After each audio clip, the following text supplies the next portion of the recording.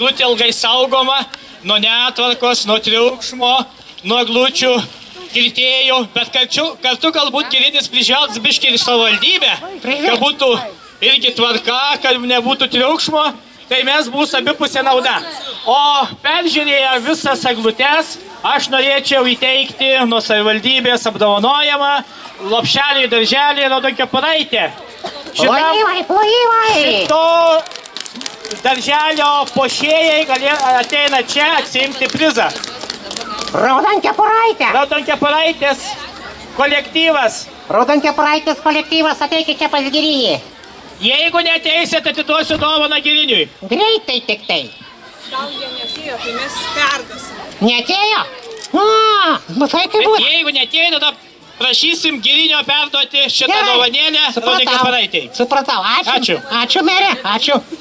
Bet dar ne viskas, ne visi nepabėkit, bus dar daug dovanų ir apdovanojimo. Taip. O žinot, ką aš nusprendžiau? Žinai, ką nusprendžiau?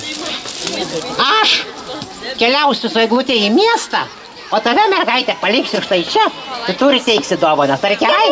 Gerai, senelį, gerai. Tai sutarėm. Su visas jūsų užduotis. Gerai, tai aš keliauju tada.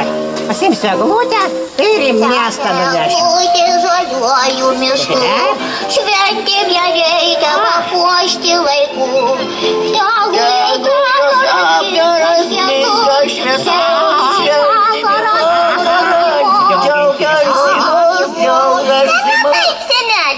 Kas ne taip? Ne taip dainuoji. O kaip reikia?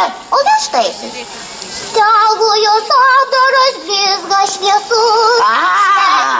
Vakarą, džiaugians mus, džiaug.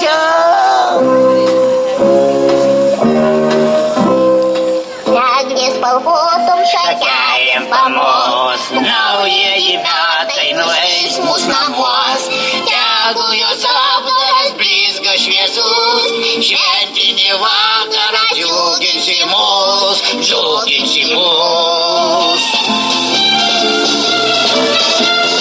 Myli eglutė linksmus vaikučius, kviečiam šiandieną pas mus į svečius. Tegu jos apdaras blizga šviesus, šventinį vakarą džiuginsi mus,